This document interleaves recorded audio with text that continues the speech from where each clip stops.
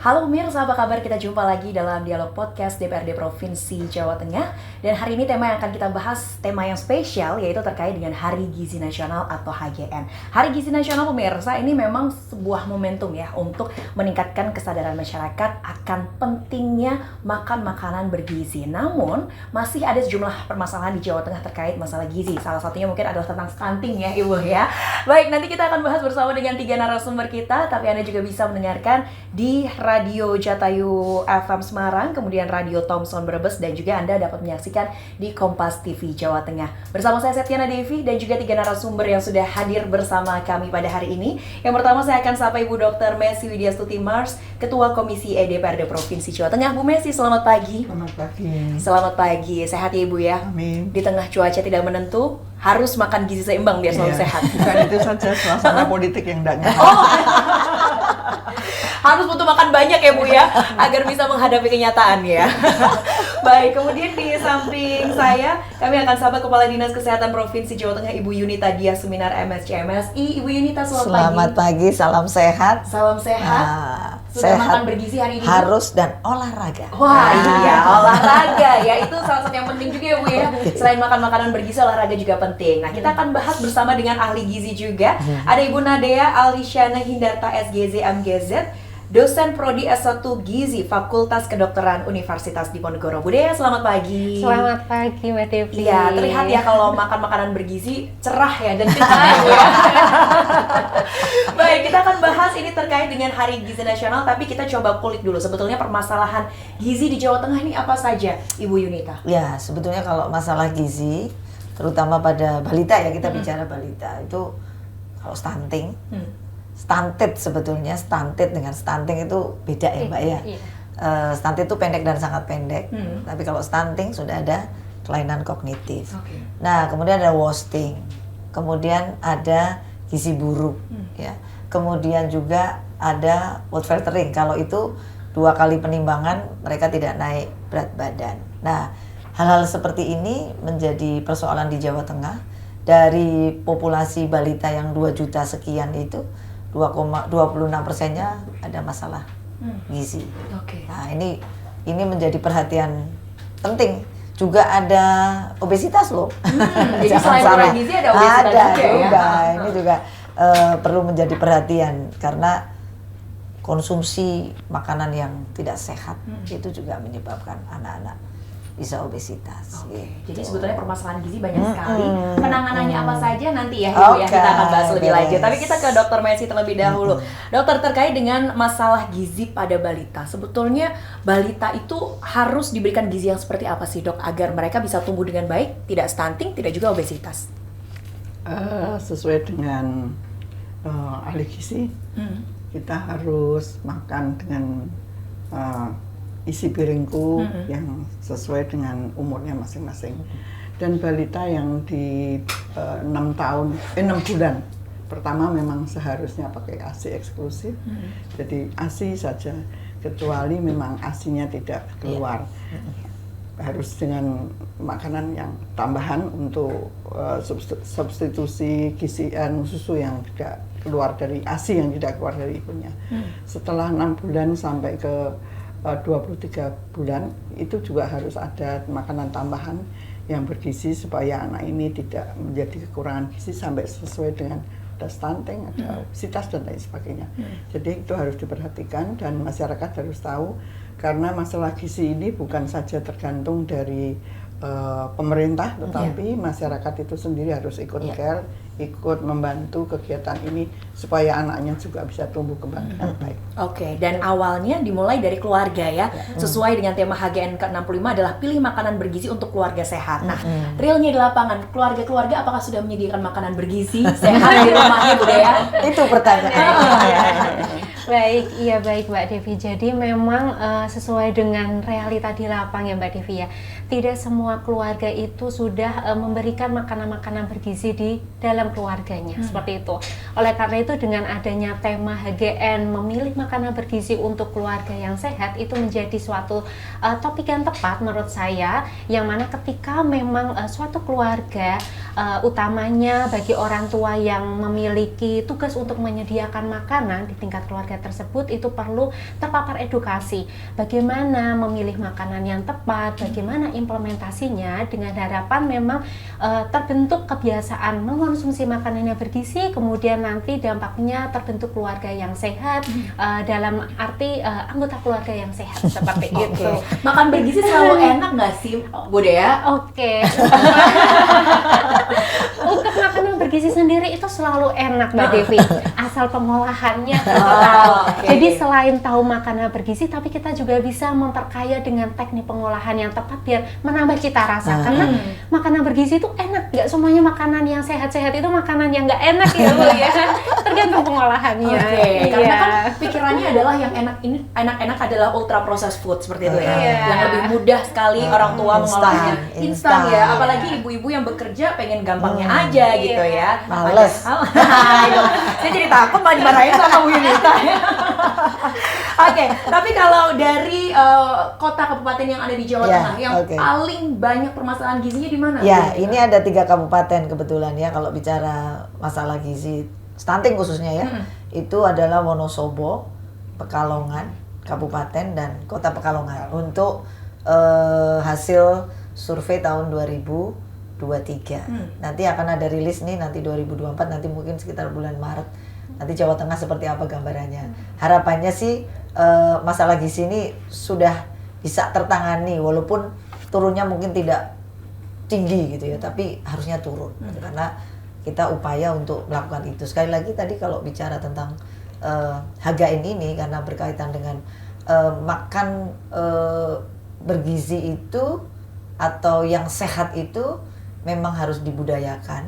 Tapi sekali lagi zaman berubah ya. Zaman berubah, orang inginnya praktis. Kemudian kan ini kan saling menguntungkan, yang menyediakan dengan yang beli ya. Ibu-ibu mohon maaf ya, sekarang ini cenderung untuk praktis sehingga beli aja gitu. Padahal belum tentu makanannya itu sehat. Tadi ya bahannya, kemudian cara pengolahannya. Kemudian menarik apa enggak sih orang kalau mau makan itu masak kangkung aja misalnya. Kalau mau menarik gimana sih caranya gitu ya. Ternyata kan ada tekniknya penyajian. Ya. Kalau misalnya kangkungnya hitam meletrek-meletrek nggak akan tertarik ya, apalagi anak kecil. Terus saya tuh selalu bilang kalau misalnya kalau kesini apa ya namanya kluban ya, urap ya. Urap itu kan enak banget kalau menurut saya ya. Kan enak sekali. Tapi kalau anak zaman sekarang lihat apa tuh suket. Makanan rumput ya, Bu. Nanti ya, sapi. Tapi itu yang harus kita siasati bahwa terutama anak-anak kalau misalnya makanannya sebetulnya kalau rasa itu kan olahan, teknik memasak, teknik penyajian itu penting untuk menggerakkan anak mau makan makanan sehat. Tapi kalau berdasarkan tadi ada 3 daerah di Jawa Tengah, apakah memang itu termasuk zona-zona dengan mungkin ekonomi miskin ekstrim itu salah satu faktor penyebabnya juga? Jadi itu salah satu. Tapi yang utama sebetulnya kalau menurut saya memang literasi terhadap asupan gizi. Ada 3 hal yang menyebabkan anak itu kemudian stunting atau stunted. Itu karena satu memang pola asuh yang salah. Karena ada keluarga yang tadi ibu bekerja, bapak bekerja. Sebetulnya itu perempuan berdaya kan sebetulnya karena sudah mampu berdaya ekonomi. Tapi sekali lagi kemudian diasuh oleh neneknya, diasuh oleh tetangganya atau ART yang mereka mungkin yang penting bocahnya meneng gitu, diem gitu kan. Kalau diem berarti apa saja boleh. Padahal anak-anak kan nggak boleh banyak makan konsumsi gula, kemudian jajan, kemudian pengawet. Akhirnya anak-anak kalau udah makan yang gulanya banyak, dia nggak mau makan nasi, nggak mau makan protein gitu karena sudah kenyang kan. Nah yang kedua penyakit. Kalau bicara penyakit penyerta tuh anak bisa ada TB, mungkin dia juga diare ya Bu ya, yang kadang-kadang jamban nggak punya itu juga pengaruh loh gitu ya. Air bersih tidak punya juga pengaruh sanitasi gitu ya. Jadi ini yang mungkin perlu diperhatikan. Yang terakhir sebetulnya akses terhadap makanan. Akses terhadap makanan belum tentu miskin, belum tentu miskin. Tadi yang saya bilang orang kaya, orang punya tapi nggak ngerti gitu. Jadi ini kan akses terhadap makanan gitu. Kalau orang nggak punya atau mungkin miskin ya wajar gitu. Tapi sebetulnya kan murah ya, makanan-makanan bergizi itu murah, telur, ya kan, lele gitu kan, ikan kembung, ikan gitu katanya kembung, lebih bagus dari walaupun salmon lele itu tuh, Bu. makannya apa kita tahu ya, tapi sebetulnya kan gizinya bagus gitu ya. Terus tempe tahu gitu ya. Kalau ini diolah dengan bagus, saya kira nggak mahal. Oke. Nah itu jadi tidak menjadi alasan yang utama ketika miskin itu kemudian tidak bisa mengakses. Oke, karena makan makanan bergizi itu Iya. harganya cenderung lebih murah ya. Literasinya yang penting, Iya. pemahaman pengetahuan tentang. Daripada kita jajan terus ya Bu Iya ya. dong. Lebih boros lagi dan tidak kelihatan sehat. nih Mbak Devi hobi jajan ya. Sampai suaranya serak ya Bu, kebanyakan es katanya Bu ya. Oke, kita ke dokter Messi. Dokter, kalau dokter kan pasti juga sering ya menangani gitu anak-anak balita dengan kondisi yang mungkin stunting atau stunted itu tadi. Sebetulnya mereka masih bisa terselamatkan, berkembang dengan baik nggak sih Bu ke depannya kalau diberikan gizi yang tepat? Sebetulnya untuk mengatasi stunting itu bukan pada saat umur itu saja, tetapi sebelumnya itu juga harus kita perhatikan. Oke. Contohnya pada saat ibu hamil, pada saat ibu menyusui itu harus kita perhatikan supaya dia bisa memberikan gizi yang baik kepada balitanya.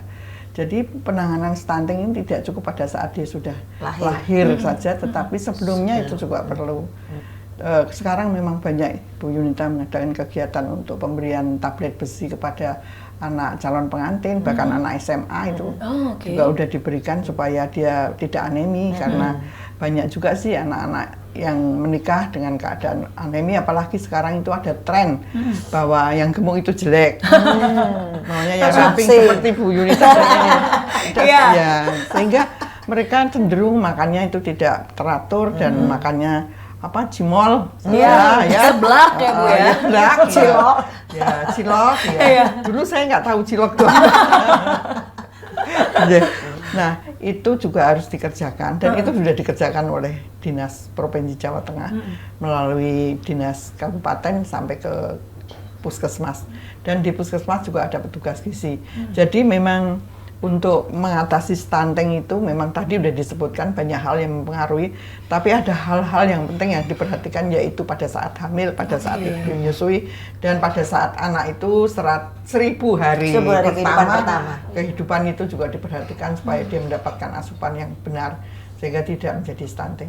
Padahal kan kita maunya nanti SDM kita itu bisa bersaing di luar negeri. Nah ini kalau gini ini tidak dikerjakan dengan baik, tentu tidak akan bisa bersaing dengan SDM luar negeri. Itu harus kita perhatikan. Jadi masalah gizi ini tidak hanya gizi pada saat kita udah dewasa saja, tapi pada saat sebelum lahir juga harus kita perhatikan. Sebelumnya, tapi ada tanda-tandanya nggak Bu? Setelah ibu itu melahirkan, anaknya ada tanda apa, atau umur berapa baru kelihatan kalau anak itu stunting? Ada kelihatan, contohnya dia terlambat bicara, dia terlambat aktivitas, dia sudah perkembangannya yang seharusnya dia 3 bulan, 6 bulan itu dia sudah bisa merangkak tapi nggak bisa dan lain sebagainya. Terus berat badan tidak naik dan lain sebagainya. Giginya belum tumbuh, rambutnya merah-merah seperti ini. Oh iya. Tapi saya nggak stunting ya Bu ya. Ini udah dewasa. Udah lewat ya. Ya seperti itu, jadi itu harus kita perhatikan supaya kita tidak mendapatkan anak-anak yang kurang gizi yang akhirnya stunting. Nah, apakah ibu-ibu muda sudah pada aware Bu tentang Itu ciri-ciri yang harus tadi? tugas kita semua. Itu tugas betul. kita semua untuk memberikan literasi seperti kata Bu Kepala Dinas tadi, bahwa memang mencari pekerjaan, menambah perekonomian keluarga itu betul, tetapi perhatian atau perkembangan anak atau makan atau gizi anak itu juga perlu diperhatikan dengan baik. Sisihkan waktu untuk makan bersama, sisihkan waktu untuk mempelajari anak-anak atau memberi pelajaran anak-anak makan bersama. Kuluban Ibu? Keluban makan bersama ya. Dengan ikan asin gitu. Saya orang lama sih ya. Tapi sepertinya sekarang makan bersama keluarga adalah hal yang mahal ya Bu ya. Ya, itulah sebabnya. Dan nggak usah di restoran, di saja. Jangan, kalau saya lihat anak-anak saya itu kalau kumpul makan bersama ini sering kali semua pakai jejet. Oh iya. Nah, dia ngobrolnya sendiri walaupun bersama-sama. Nah, itu harus dirubah. Jadi harus pada saat makan bersama itu dilepaskan semua dari gadget sehingga bisa komunikasi. banyak toh anak sekarang itu yang terlambat bicara sekolahnya, ya agak tertinggal, terlambat dan lain sebagainya karena terus memegang ini. Jadi speech delay ya Bu? Iya. Oke. Dari kekurangan gizi dan lain sebagainya. Oke, sebetulnya banyak faktor ya, tapi memang keluarga itu adalah kunci sebetulnya yang utama Yes, ya. oh. Oke. Nah, makan-makanan seperti apa aja yang bisa kita siapkan kalau di rumah, Bu Dea? Mungkin boleh di-share menu-menunya yang menarik juga untuk anak-anak. Iya, Karena betul. kalau dilihat kan ada apa sih Ada tempe lagi gitu ya. Oke, iya Mbak Devi. Jadi sebenarnya untuk makanan bergizi gitu ya yang nanti bisa kita implementasikan di dalam rumah itu ada beberapa poin pentingnya terlebih dahulu yang mungkin kita bisa bahas ya. Yang pertama kita bisa menerapkan dari prinsip isi piringku. Di mana di isi piringku tersebut itu kita bisa melihat bahwa adanya proporsi antara sayuran dengan sumber karbohidrat itu yang sama proporsinya. Jadi nanti kita bisa menerapkan di rumah bahwa ketika nanti nasinya itu 1 porsi, sayurannya juga harus 1 porsi. Jangan sampai nih Mbak Devi kayak biasanya nasinya 1 porsi tapi brokolinya 1 potongan gitu ya Bu ya. Syarat ya. Iya, syarat aja yang penting makan sayur. Nah, itu nanti nggak memenuhi kebutuhan hariannya kayak gitu Mbak Devi. Kemudian selain dari sumber karbohidratnya serta sayurannya, di dalam isi piringku itu juga tergambar bahwa besaran proporsi dari sumber protein atau lauk pauk ya dengan buah-buahan itu tuh juga sama proporsinya. Jadi nanti ada lingkaran penuh di mana dibagi menjadi 4 aspek itu. Kemudian bagaimana implementasinya gitu ya nanti di dalam keseharian ada beberapa kunci yang mungkin nanti bisa kita terapkan. Yang pertama yaitu kita bisa memilih makanan atau bahan makanan sumber yang memang kaya akan protein gitu ya, karena memang protein ini memegang peranan yang sangat penting gitu ya, seperti yang kita waktu dulu di sekolah gitu ya Mbak Devi sering mendapatkan paparan informasi edukasi bahwa nanti berkaitan dengan sistem imun, pertumbuhan dan sejenisnya. Nah protein ini kadang orang tua itu sering kayak insecure gitu ya Bu ya, makannya cuma tempe, tahu, telur gitu. Apakah itu udah oke banget gitu? Jadi nggak perlu yang mahal yang harus nanti diluangkan untuk salmon gitu kan, nggak perlu ya Bu ya. Iya, kadang orang tua kayak mengupayakan ayo makannya salmon padahal sebenarnya dari sumber lokal ya Bu. Banyak sekali ya kayak yang tadi disebutkan juga udah ada lele, kembung, itu juga makanan oke, nila, iya. Jadi sumber-sumber protein yang dijual di pasar tradisional, nggak harus yang di mahal di supermarket, itu udah oke untuk diberikan ke anak ataupun untuk anggota keluarga.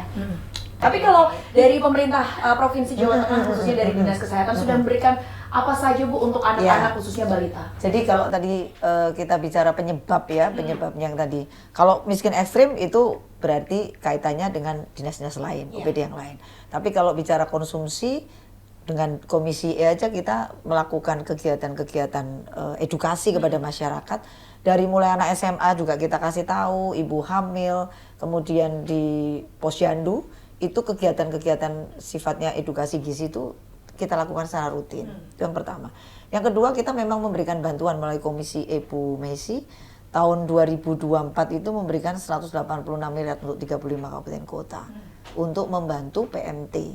Sekali lagi PMT itu bukan satu-satunya kan, tetapi minimal itu 30% teratasi. Jadi provinsi memberikan bantuan 30% dari masalah gizi yang ada di Jawa Tengah, ya, kabupaten. Kan ada bantuan juga dari kementerian ya. Kemudian hal lain edukasi yang sifatnya keluarga, kita berkolaborasi dengan Dinas DP3KB, dengan BKKBN, karena sekali lagi kan harus ada tadi literasi terhadap ibu dan keluarga.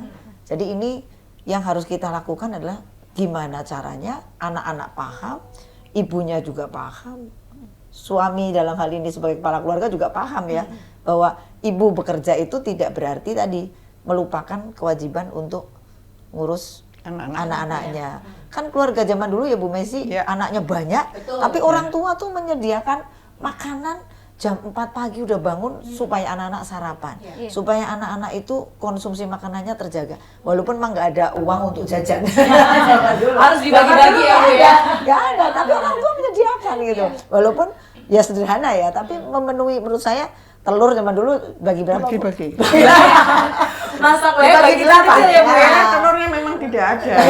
dari ayam kita sendiri. Iya. Kalau sekarang kan telur di mana-mana. Banyak. Jadi sekarang bahan makanan itu berlimpah. Iya, betul. Tapi anak tidak berminat untuk makan. Bahkan kita makan itu pasti di meja makan zaman dulu.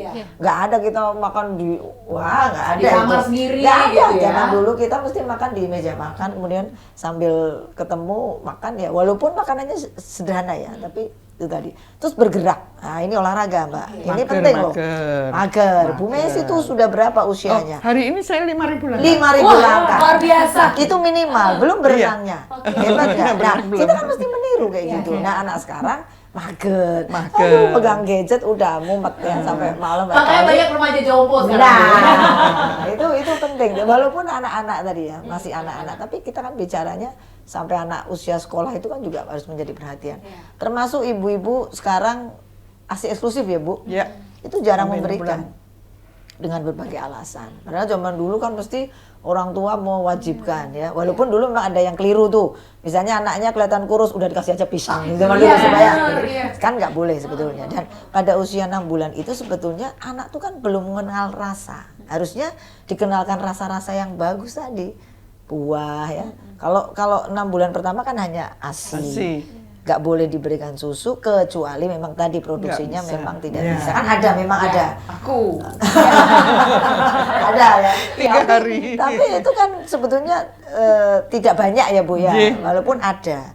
Nah kemudian setelah 6 bulan ini bayi ini ada makanan pendamping ASI. Nah itulah dikenalkan rasa-rasa yang bagus, bukan rasa-rasa yang gurih. Begitu dia dikenalkan rasa-rasa yang gurih, ya udah anak nagih gitu. Kita kan juga toh. Iya. Kalau udah enak ya Bu. Nah, ya. udah susah. Jadi mau lagi Gitu, gitu no. ya. Nah. Oke. Jadi memang ASI itu penting untuk 6 bulan pertama, tapi makanan pendamping ASI itu juga jadi salah satu yang penting Yes. juga ya, Iya. Ibu ya.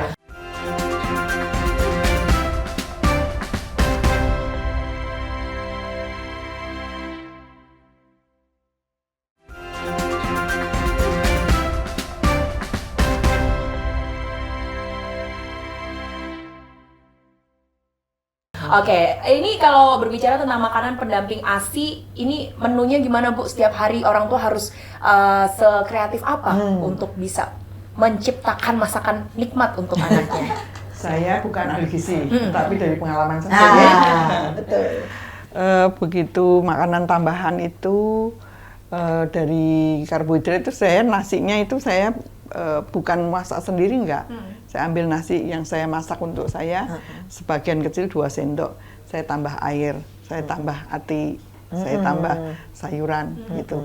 Nah, di samping itu juga memang ada sih buah-buahan seperti pisang dan lain sebagainya kita tambahkan untuk menambah supaya ada makanan padat. Kalau tidak padat kan beraknya itu kita encer betul. terus Ya, ya, supaya beraknya menjadi lebih padat dan tentunya akan memudahkan kita dalam perawatan. Di samping itu juga kayak air putih itu kalau zaman dulu mungkin ada orang yang melarang memberi air minum putih. Saya berikan. Dan kalau memang saya itu asinya cuma beberapa hari, Bu, ya saya kasih ya susu, gitu, susu karena memang tidak ada asupan dari ASI ya. Makanan tambahan-tambahan yang lain juga saya berikan dari pisang, juga jeruk, saya peres, saya kasihkan juga. Yang sering adalah kadang-kadang daging itu saya cacah, Ibu. Betul. Ya itu kebetulan saya ya, itu kebetulan saya. Tapi kalau enggak seperti itu bisa juga tempe itu juga bisa loh, dicancah, diperes, dimodifikasi, dijadikan perkedel juga bisa. Sehingga tampilan atau penyajian itu tidak kotak gitu saja atau persegi, bisa dibuat sate, Ibu. Dibuat sate. Terus kalau tahu itu juga bisa dibuat kayak perkedel, dikasih mata, dikasih itu supaya mereka mau makan, tertarik. Karena anak-anak sekarang itu pandai dengan dia belajar di gadgetnya masing-masing, mereka banyak melihat cerita-cerita anak-anak sehingga dia berkreasi itu. Jadi kalau kita bisa mengikuti itu, tentunya anak-anak kita itu kita ajar, kita mau ajak mereka makan yang makanan bergizi, khususnya sayuran. Karena anak-anak ini sayuran nggak maunya ya tadi disebut salmon gitu kan. Padahal belanak. Apalagi bertelur ya, Bu ya. Jadi memang pendidikan di keluarga itu adalah merupakan pokok. dalam membentuk anak-anak itu menjadi bergizi dan tidak mengalami stunting dan pandai.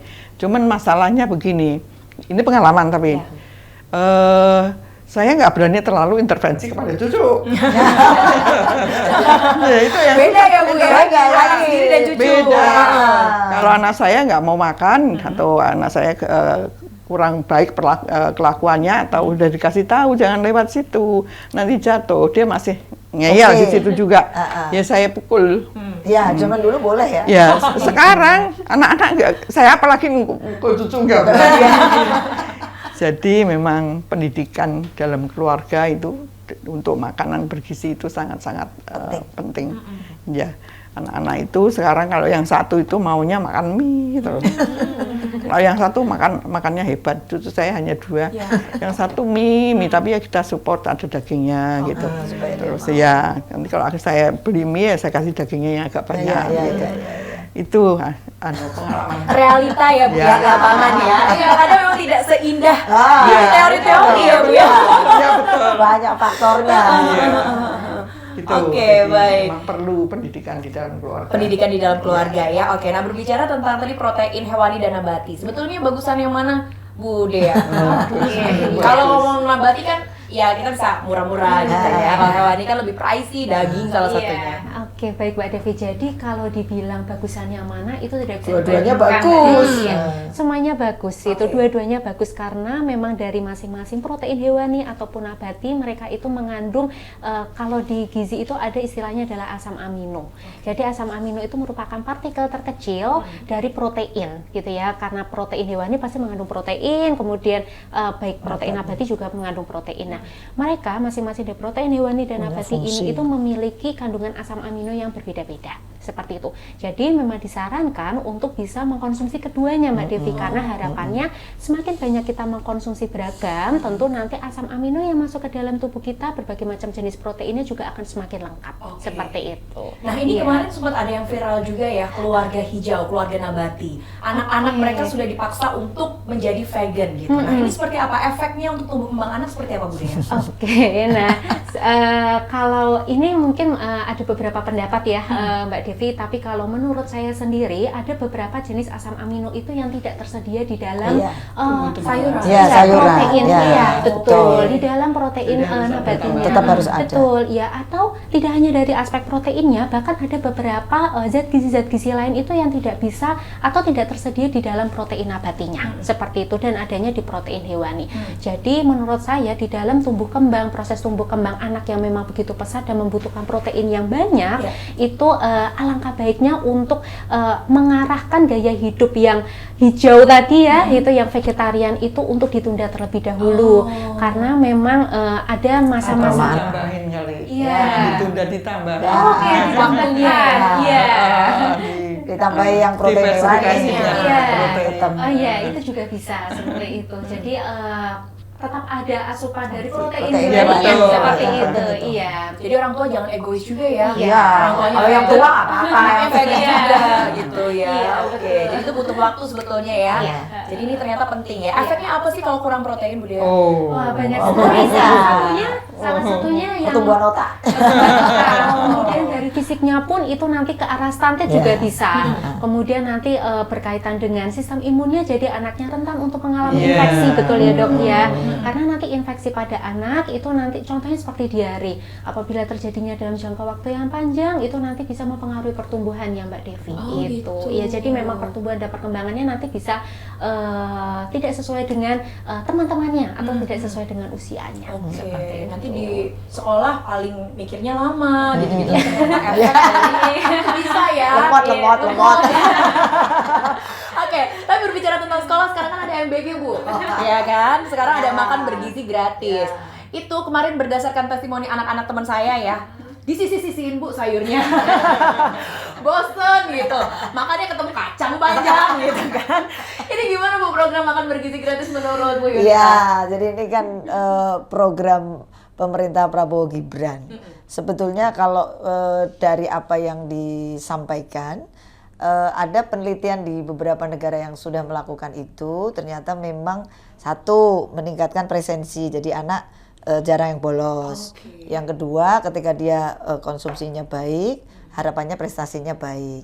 Nah, kemudian saat ini memang sedang dilakukan, awalannya kan kemarin uji coba tuh tahun 2024.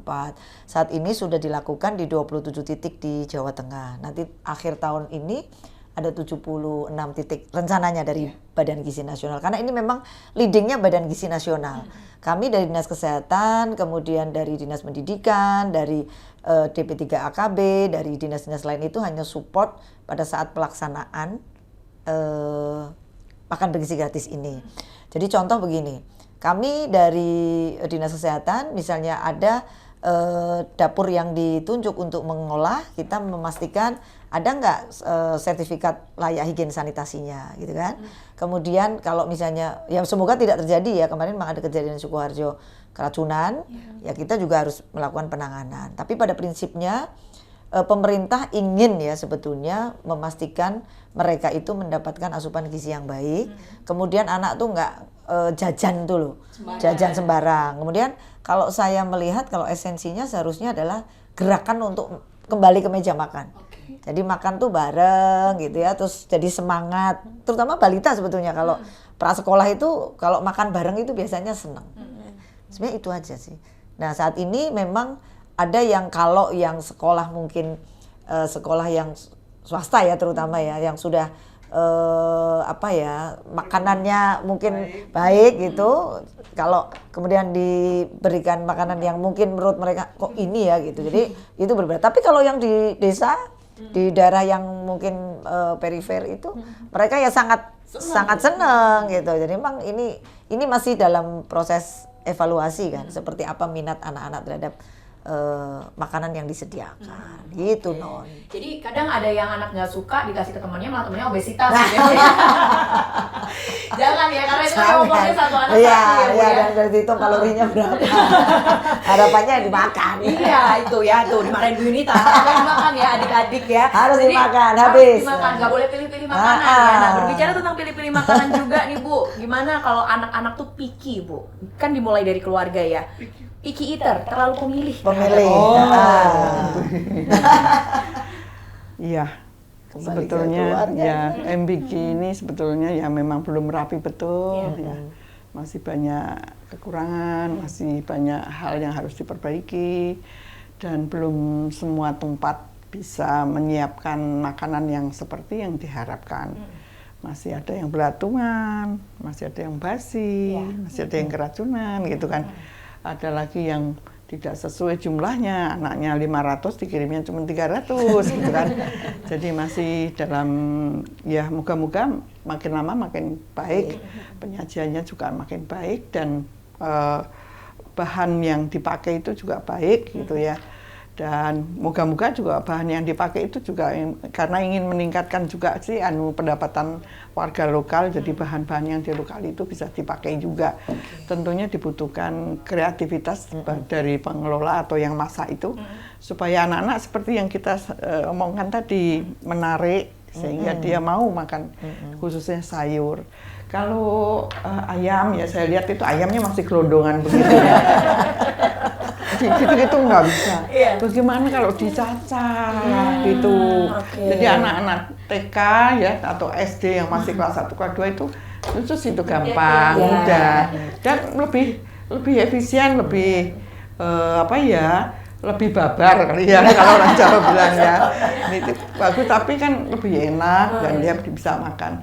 Mengenai sayur juga demikian, diharapkan juga sayurnya itu menarik gitu sehingga anak-anak itu mau.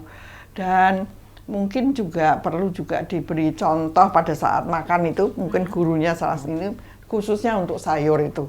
Sehingga anak-anak itu betul yang seperti harapan kita semua, khusus anak-anak yang di kota itu kan sayur banyak yang tidak mau, banyak yang menyisihkan. Itu pengalaman saya juga.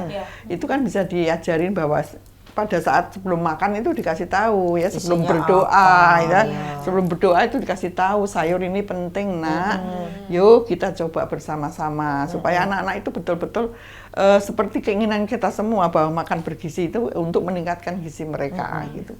Nah itu memang sampai saat ini kan kita perlu evaluasi, kita perlu lihat dapurnya, kita perlu lihat betul nggak itu anak-anak bisa makan sampai habis seperti yang diharapkan. Banyak hal yang harus kita perbaiki supaya betul-betul kita bisa mencapai tujuan yang kita tuju. Jadi banyak hal. Oke, ya, jadi dari banyak keracunan.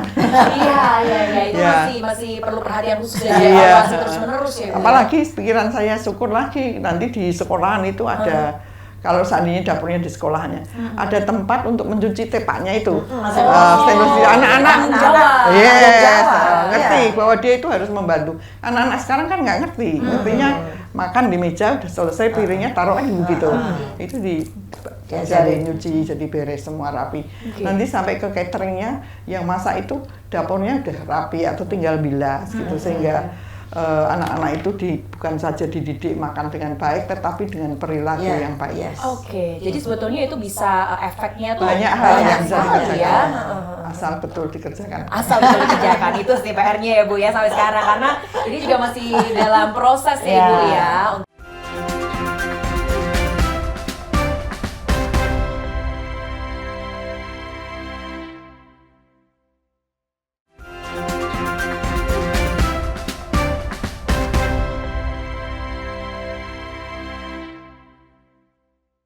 Untuk terkait dengan makan bergizi gratis ini ya. Oke, nah kita ke budaya kalau melihat porsi anak-anak makan, sebetulnya porsi untuk balita, SD, SMP, SMA itu harus ada bedanya nggak sih Bu? Karena kan kayak menunya kan anak seperti Sama semuanya. Iya, sama semua gitu. Jadi kan dagingnya masih gelondongan gitu sekali gitu.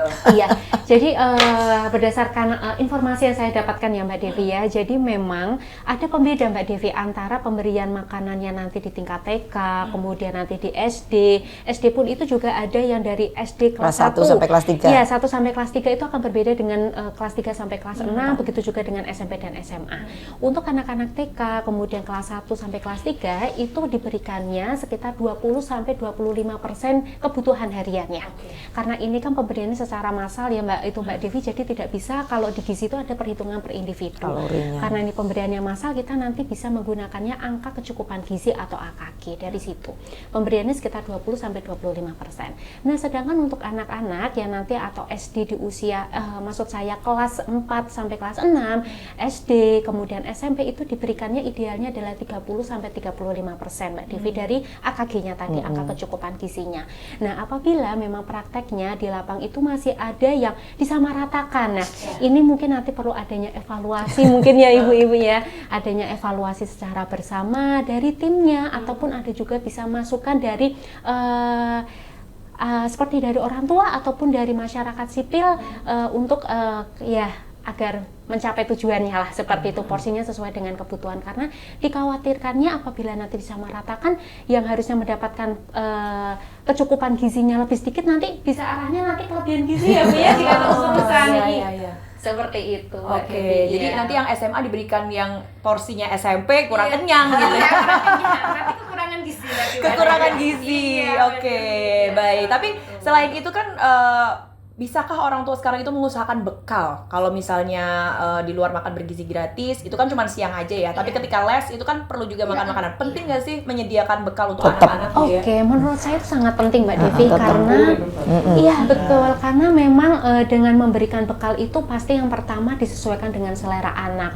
Kemudian juga adanya upaya dari orang tua untuk memberikan makanannya itu lebih higienis, kemudian juga lebih bergizi. Kalau orang tua kan pasti menginginkan setiap pembekalan itu nanti ada proteinnya, ada sayurnya, seperti itu yang sesuai dengan selera anaknya situ. Jadi menurut saya tetap memberikan bekal itu sangat penting sekali. Dan Iya. bonding hati yang tadi Iya, kita- ada perhatian ya dari orang tua dengan anaknya. Iya, tapi itu berkesan gitu. Iya. Dan sampai sekarang saya bawa bekal. Iya.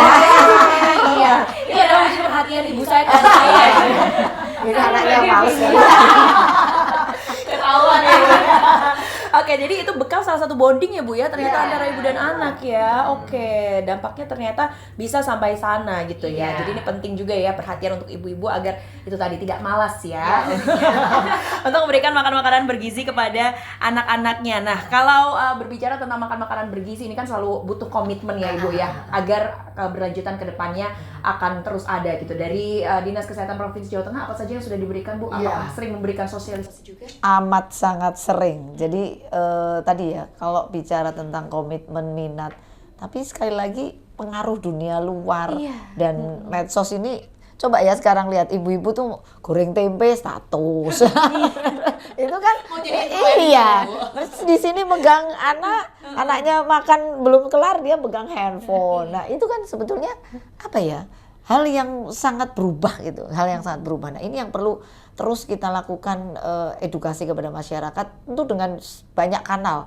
Kalau kita bicara medsos gitu kayak apa sih untuk edukasi tentang hal-hal kayak gitu ya. Kemudian Komisi E nih bantu saya sekali kalau kegiatan-kegiatan di 35 kabupaten kota dari mulai anak SMA sampai yang tadi saya sampaikan ibu-ibu, PKK juga bantu kita gitu ya. Jadi yang menurut saya paling penting adalah orang tua tuh paham pentingnya dan itu nggak bisa diulang, bisa lewat gitu. Kan lewat kayak 1000 hari kehidupan pertama dari dia sejak hamil ya. Misalnya tadi kalau ibunya anemi, tidak tahu dia anemi, dia akan bisa melahirkan anak yang stunting tadi. Nah, kalau ini nggak diintervensi, dia nggak tahu bahwa itu penting, kan jadi lewat. Ketika lewat muncul masalah, bisa mundur lagi gitu loh. Jadi setiap hal itu mereka harus tahu bahwa momentum itu nggak bisa diulang, gitu. Nggak bisa diulang terhadap anaknya itu. Saya kira kita berkolaborasi dengan ya tadi ya media, kemudian dengan legislatif, kemudian juga akademisi juga ikut loh Mbak, ikut penelitian gizi bahkan dulu di Brebes ya Bu, yang berkaitan dengan kenapa sih di Brebes tuh angka kemiskinannya tinggi, stuntingnya juga tinggi, kematian itu juga tinggi, semuanya ada di sana. Nah, itu kameramen kita asli Brebes nih Bu. Oh iya. Untuk tidak stunting salah satunya. Padahal di sana banyak telur asin, tapi telur asinnya dijual, tidak dikonsumsi. Nah itu jadi kan sayang ya bahwa potensi lokal itu. Yang sehat orang luar. Saya orang luar. Ya. Itu. Ternyata di sana banyak pedagang ya. Jadi akhirnya mungkin lebih sibuk untuk mencari bisnis ya, daripada ngurus anak. Kemudian tadi ya orientasi menurut saya ini yang perlu diperbaiki. Disiplin juga penting loh Mbak. Kalau misalnya tanya Bu Messi itu. Disiplin untuk bekerja, kemudian disiplin untuk melakukan sesuatu itu ternyata pengaruh sekali.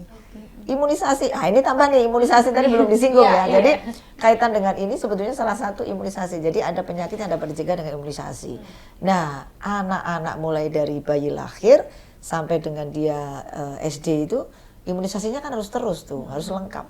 Kalau enggak sama aja nanti gizinya bagus, ya kan? Tapi dia nggak imunisasi jadi sakit. Nah, sakit ya tadi akhirnya asupan gizinya jadi hilang kan, nggak sesuai. Sama imunisasi di daerah-daerah tertentu tuh kita harus datang malam hari. Karena pagi itu mereka bekerja. Itu di daerah-daerah tertentu ada. Kalau di perkotaan beda lagi. Mau pagi, mau siang, mau sore, tutup yang keluar anjingnya. Nah itu juga seni ya. Kita pengen masyarakat harus sehat, harus imunisasi, harus ini. Tapi ada hal-hal yang menjadi hambatan walaupun kalau di perkotaan enaknya adalah mereka memang sudah ada kesadaran. Kemudian datangnya tidak ke puskesmas tapi ke dokter spesialis. Itu nggak apa-apa. Yang penting semua anak harus diimunisasi. Itu juga penting ya. Penting sekali untuk ibu dan gizi tadi. Jadi ada kaitan sehat itu ya macam-macam tadi. Jadi itu adalah satu pelengkap ya untuk perkembangan anak agar lebih baik ke depannya ya. Nah kalau dari Bu Messi ini kan sebagai Ketua Komisi DPRD Provinsi Jawa Tengah, Komisi E salah satu concernnya adalah tentang pendidikan ya Bu ya. Bagaimana ini pengaruh gizi terhadap pendidikan nanti ke depannya karena kita kan mau menyambut generasi emas 2045. Ya sangat-sangat berkaitan. Kalau anak-anak semuanya pada dari awal ini stunting, tentunya mereka juga akan kurang, intelektualnya kurang, intelijensinya kurang. Sekolah, kalau sekarang sistemnya kan sekolah nggak boleh nggak naik, naik juga, tapi juga masih kurang. Perkalian aja kadang nggak bisa ya. Jadi sangat-sangat berkaitan sekali dengan gizi ini. Jadi kita melalui Hari Gizi Nasional ini kita berusaha menyadarkan masyarakat, keluarga, ibu-ibu rumah tangga untuk sadar bahwa gizi ini perlu diperhatikan khususnya untuk anak-anak karena berkaitan dengan pendidikan dan intelektualitas maupun masa depan ke depan. Kalau dia pandai, dia cerdas, bicara juga pandai, bisa beberapa bahasa, tentunya dia akan mudah mendapatkan pekerjaan. Tentunya masa depannya akan cerah. Jadi sangat-sangat berkaitan. Perlu itu kita perhatikan. Perlu ya diberikan makanan pagi, sarapan biar nggak lemes gitu ya Bu ya. Biar fokus di sekolah itu juga jadi salah satu hal yang penting ya. Oke, jadi semuanya memang dimulai dari rumah. Oke, ini penting sekali ya pendidikannya. Kalau Bu Dia gimana Bu mahasiswanya? Kalau mahasiswa gizi, apakah semua gizinya sudah tercukupi atau masih ada yang kurang juga nih Bu? Iya. Over. Iya, trennya memang sekarang kebanyakan itu kalau dulu yang langsing-langsing banget, terus sekarang itu yang gede-gede. Iya. Gede, tinggi, besar. Iya, betul. Karena memang akses terhadap makanan yang memang tinggi gula, tinggi lemak ya, itu memang sangat tinggi. GoFood ya. Iya. Jadi makanan-makanan akses memiliki secara finansialnya cukup, iya, itu sangat mendukung untuk terus jajan ya Mbak Devi. Jadinya tanpa sadar ada penumpukan lemak jadinya nanti. Ya, kelebihan berat badannya seperti itu sih Mbak. Untuk trennya sekarang itu memang ke arah obesitas seperti itu. Trennya sekarang ke arah ya obesitas, untuk orang-orang dewasa. Nah, kalau udah obesitas, gimana? Apakah kita butuh pil pelangsing saja? Wah, itu. Iya, Benar banget Mbak Devi. Jadi untuk menurunkan berat badan itu pasti yang pertama kita menghindari ya konsumsi dari pil pelangsing ataupun susu-susu pelangsing seperti itu karena memang bisa berbahaya untuk kesehatan di dalam tubuh. Ada mekanisme yang menjelaskannya memang nanti bisa berdampak dalam persyarafannya ataupun ya beberapa organ-organ yang lain. Jantungnya dok, jantung dan ginjalnya, otaknya. Jadi arahannya iya, syaraf. Jadi memang arahannya yang pertama kita itu perlu mengatur dari dietnya terlebih dahulu atau dari makanannya. Kemudian tidak hanya dari makanannya, Mbak Devi sudah mengatur makanan tetapi tidak olahraga. Nah, ini percuma Mbak Devi. Iya. Jadi ada lemak di dalam tubuh yang perlu kita bakar. Dibakarnya dengan apa? Kita membentuk otot. Kayak gitu. Jadi olahraganya nanti bisa selain adanya kardio tetapi kita juga ada beban. Karena semakin pembentukan masa otot karena nanti semakin banyak otot yang ada di dalam tubuh kita nanti akan semakin mempermudah dalam pembakaran lemaknya. Jadi bobotnya bisa 80 Mbak Devi, tapi ketika nanti diukur menggunakan timbangan yang bisa mendeteksi otot lemak, ototnya lebih banyak dibandingkan lemak. Jadi 80 tapi lebih padat. Iya, itu. Jadi harapannya ke situ. Langsing padat. Iya, padatnya nanti di ototnya, bukan di lemaknya. Oke, kalau misalnya ya Bu ada angin kencang. Angin padat itu ya permasalahan ini pesan juga nih untuk yang sekarang sedang overweight gitu ya. Jadi bisa diimbangi dengan makan makanan yang bergizi. Olahraga rutin. Iya, dan makan yang bergizinya pun itu Mbak Devi bukan berarti terusan cut, nggak makan nasi sama sekali. Itu yang sering salah. Mengurangi bukan menghindari. Iya, betul. Jadi dikurangi tidak itu bukan yang nggak makan sama sekali. Nah kalau nggak makan sama sekali, lemas. Justru nanti juga mengganggu aktivitas harian dan juga bisa mengganggu metabolisme. Malah dampaknya nanti ke munculnya penyakit-penyakit yang lain makin kompleks gitu ya. Jadi memang nggak bisa sembarangan ya. Nggak makan seminggu gitu. Apalagi di dalam bulan puasa ya. Ini perlu juga nih diperhatikan keseimbangan gizinya ya Bu Dea ya. Oke, baik ya. Waktunya sangat terbatas Bu Yunita. Apa nih pesan-pesannya untuk masyarakat Jawa Tengah? Baik, untuk seluruh masyarakat Jawa Tengah, kami tentu ingin masyarakat Jawa Tengah itu sehat. Sehat dimulai dari keluarga. Keluarga paham bagaimana menjadi sehat, terutama dalam mengkonsumsi makanan yang sehat, jangan mengkonsumsi makanan yang banyak pengawet, banyak pewarna, kemudian olahraga ya. Jadi itu adalah hal yang karena cukup olahraga, cukup istirahat, kemudian bekerja ini atau beraktivitas itu menjadi satu kesatuan yang tidak bisa dipisahkan. Jangan lupa bahwa sehat itu sebetulnya mudah. Kalau sudah sakit akan mahal dan akan sulit. Kalau pesan dari Bu Messi Bu untuk masyarakat Jawa Tengah, apa nih Bu pesan-pesannya spesial di Hari Gizi? Di Hari Gizi ini mengingatkan kita semua bahwa gizi itu adalah hal yang penting di dalam kehidupan kita. Dan itu perlu diperhatikan dari sejak awal. Dan harus kita didik anak-anak kita itu dengan gizi yang baik. Jangan sampai sayuran itu ditinggalkan, tetapi adanya karbo, gula, ya. dan daging itu mereka kebanyakan daging dan kebanyakan mereka makannya dari GoFood Online ya? online ya. Bahkan itu boleh tetapi tidak harus terus-menerus. Seperti apa yang disarankan Ibu Kepala Dinas bahwa olahraga, pembakaran lemak maupun apa yang ada di dalam tubuh kita yang kita makan berlebih itu bisa berkurang dan tentunya kesehatan itu akan jadi terjaga. Ya nun sewu, saya ya memang sudah tua sih, tapi tetap saya jalan tiap pagi walaupun mulai banyak masalah nih ya, dari lutut yang mulai agak sakit, agak sakit, tapi tetap saya berusaha untuk melakukan olahraga jalan pagi hari itu minimal 5.000 sehari. Pesan untuk ibu muda Bu, apa nih Bu Messi? Iya. Ibu muda tadi udah disebutkan juga jangan terlalu menjaga sampai harus langsing diet yang tidak benar sehingga akan menyebabkan penyakit yang kedepannya akan menjadi lebih susah. Tentunya memang langsing itu bagus, seperti Bu Yunita, Dea itu bagus juga, sehingga Mbak Devi juga bagus, sehingga itu harus dipertahankan dengan baik. Itu harus diusahakan dengan baik, tidak dengan makan pil.